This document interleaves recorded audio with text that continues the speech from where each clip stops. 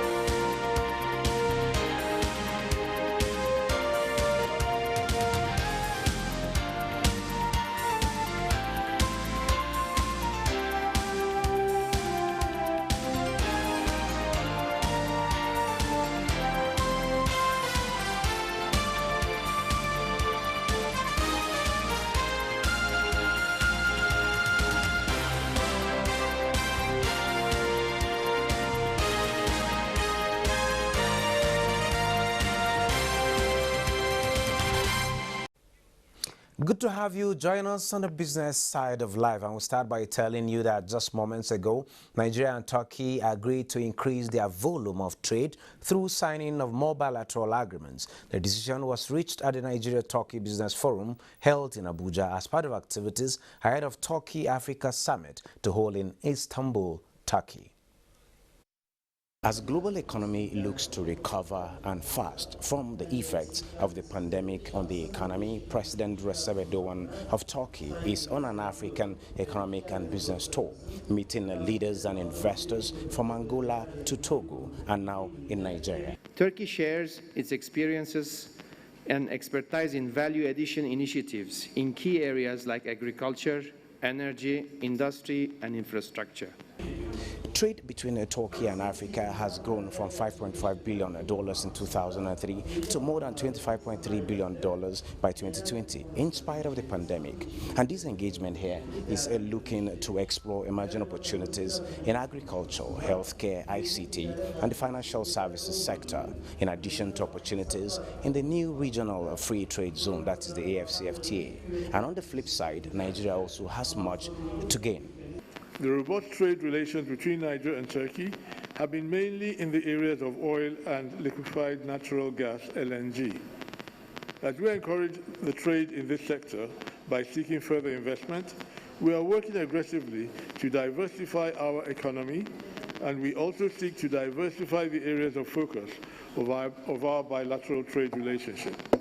At the end, deals will be signed with the hope that both economies recover stronger and better. From the Nigeria-Turkey Business Forum in Abuja, I am Benny. Well, yes, Cecily was there just moments ago before coming in here. Moving on, the United States government has made known its intention to partner with Nigeria on a G7 infrastructure program. This was disclosed by White House Deputy National Security Advisor Jonathan Finer during a visit to the presidential villa in Abuja. The senior special assistant to the vice president on media and publicity, Laolu Akande, revealed that Finer informed Oshibajo of a potential partnership with Nigeria on a G7 infrastructure program known as Build Back Better World. The U.S. President Joe Biden inaugurated the program in June 2021 and has made it a priority. Explaining the program, Finer said it involves bringing together a range of funding sources, development finance, and private sector to work with key partner countries to develop their infrastructure and fill the gap between infrastructure needs and the current state of infrastructure. Oshibajo took the opportunity to express the gratitude of the federal government to the U.S. government for donating over 3.5 million doses of COVID-19 vaccines to Nigeria. Meanwhile, Vice President Yemi Osinbajo says Nigeria is glad that the Biden administration is fully back on board the climate change global agenda. In a commendable restoration of the U.S. government's support for the Paris Agreement, the Vice President stated this when he received a U.S. government delegation led by the White House Deputy National Security Advisor Jonathan Finer, who is currently visiting Nigeria. State House correspondent Jide Onifade reports.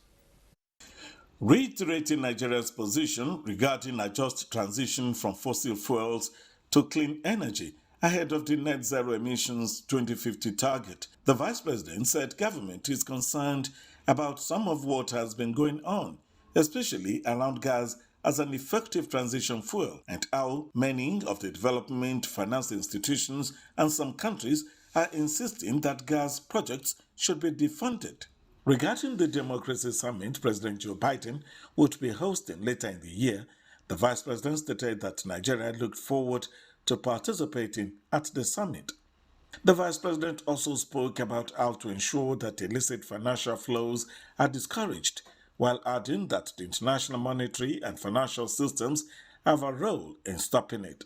On security concerns in relation to the activities of ISWAP and ISIS, the Vice President recognized the role of the global coalition to defeat ISIS as a very important initiative. Also, the Vice President expressed the gratitude of the federal government to the United States government for donating over 3.5 million doses of COVID-19 vaccines to Nigeria. Head of the delegation, Fina, had earlier informed the Vice President of a potential partnership with Nigeria on a G7 infrastructure program, Build Back Better World, which the United States President has made a priority. In the State House, the Secretary General Organization of Petroleum Exporting Countries, OPEC, Mohamed Sanusi Barkindo, has emphasized the need to develop a fair, inclusive, and comprehensive approach to addressing the climate change challenge in order to ensure the involvement of the entire global community, including developing countries. Speaking at the third annual legal workshop organized by the Energy Charter Secretariat and the OPEC Fund for International Development workshop via video conference, Barkindo is of the view that multilateralism is at the center of energy, climate, and sustainable development's future, adding that OPEC has continuously been a promoter of both sustainable development and efforts to combat climate change, with a focus on the need to utilize all solutions to reduce greenhouse carbon emissions and adapt to their impact, and at the same time ensure energy access for all. The Secretary General also highlighted the potential of oil and natural gas in supporting climate change mitigation efforts. The federal government has officially scrapped the Department of Petroleum Resources, that is DPR, Petroleum Products Pricing Regulatory Agency, PPRA, and the Petroleum Equalization Fund, PEF. Speaking at the official transition in Abuja, Minister of State for Petroleum Resources, Timipre Silva, as well as head of the Upstream Commission, Benga Komolafe, and NPRA Chief Executive Officer, Farouk Ahmad, predicted improved investments to leapfrog the nation's oil sector. Agencies are already in place. The President, in his wisdom, has appointed the chief executives and the chairman of the boards, and on Friday, their letters of appointment have been issued. It is my place to ensure that they start work immediately. There should be no vacuum at all. Oil prices slipped on Wednesday after the Chinese government stepped up efforts to tame record-high coal prices and ensure coal mines operate at full capacity as Beijing moved to ease a power shortage. Chinese coal prices and other commodity prices slumped in early trade, which in turn pulled oil prices down from an uptick earlier in the day. Brent crude futures dropped 47 cents to $84.65 a barrel, pairing a 75-cent rise in the previous session, but still lingering close to multi-year highs. U.S. West Texas Intermediate crude futures for November, which expires on Wednesday, fell 37 cents to $82.59 a barrel. The more active WTI contract for December was down 45 cents to $81.99 a barrel. Now a quick look at the commodities market.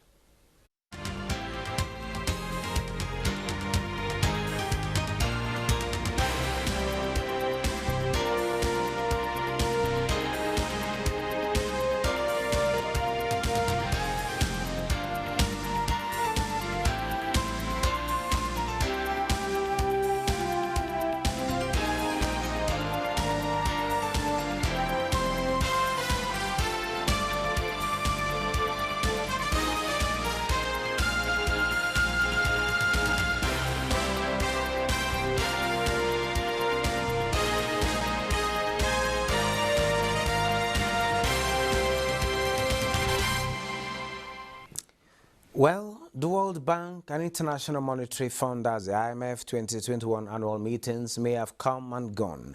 Issues highlighted by the engagements remain critical for policymakers and implementers to digest and develop a proactive implementation plan. The 2021 annual meeting Development Committee communique explained that the global economy is experiencing an uneven recovery with uncertainty about the path of the pandemic. Low-income countries and middle-income countries continue to see high COVID-19 case loads, risks of new variants, vaccine supply bottlenecks, and obstacles to vaccination. Their economies remain below pre-pandemic GDP levels and are falling further behind. Volatile commodity prices, supply chain disruptions, inflationary pressures, and constraints in fiscal space have further complicated policy options.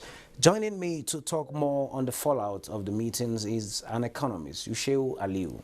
Yushewu, you're welcome to Business Thank you Express. very much. Good afternoon. Well, the fallout of the World Bank IMF meetings, a whole lot of issues, all for one reason, COVID-19.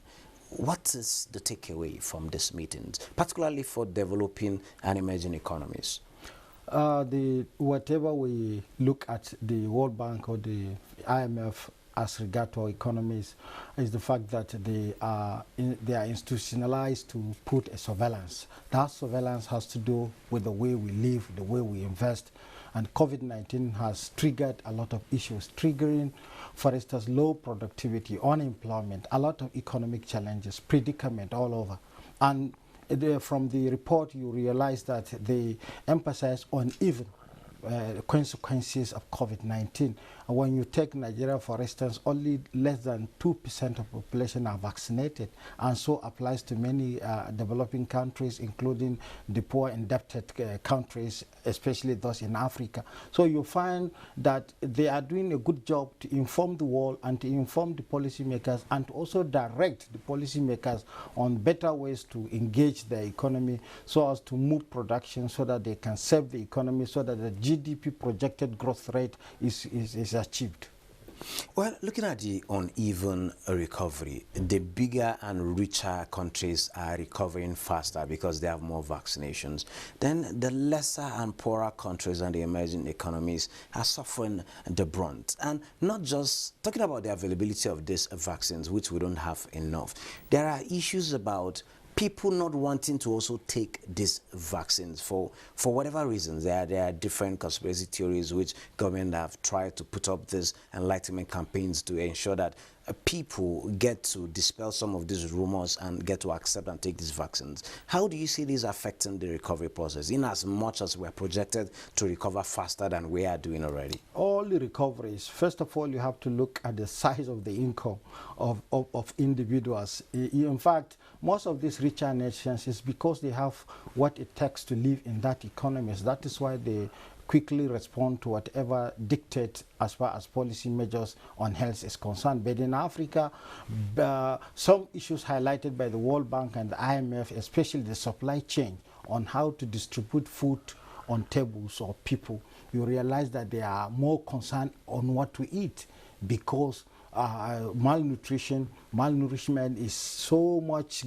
glared in their economies. And also, presently, the situation of controlling COVID-19, poor nations are not investing.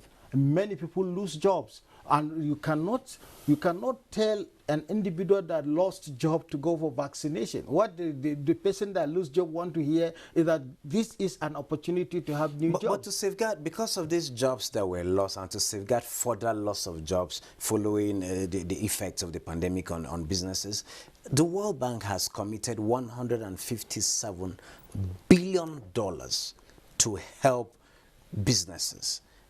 Wouldn't this help, or is that enough, or should we have gotten more?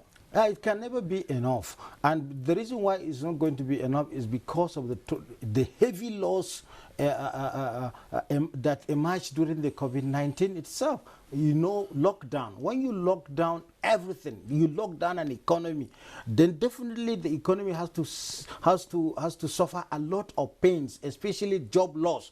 Not only job loss, there is underproduction. That underproduction reveals under income. Many people lost their income. Many people have not gotten back what they used to take, and at the same time, even if 157 billion is injected, there are other issues which I think the World Bank and the IMF have to look, especially on economies that are emerging, the debt that is associated with their finances, the appropriation. Most of these countries are embarking on different types of multilateral, bilateral. Are you suggesting a much more debt cancellation apart from the monies that have been also been given? Of course, yeah, there should be a lot of windows where things, when you want an economy to work, you have to leave that economy with part of its generated revenue. These revenues are generated under hard conditions where unemployment is predominant, where underproduction is predominant, and at the same time government is suffering so much losses as a result of many factors of crisis. If you take Nigeria, for instance, the banditry, people are living in IDP camps, people cannot go to farm, even those that have produced cannot go and harvest, and that affected the supply chains, and that also triggered shortages in our market and also skyrocketed our prices. If you check the percentage changes in price of goods, especially commodity, you now realize that the prices are going up. And if they are going up, it means more of people's income is being eroded and is going into the hand of invisible hand. Probably some of the capitalists that have made certain arrangement to work for them. Wow.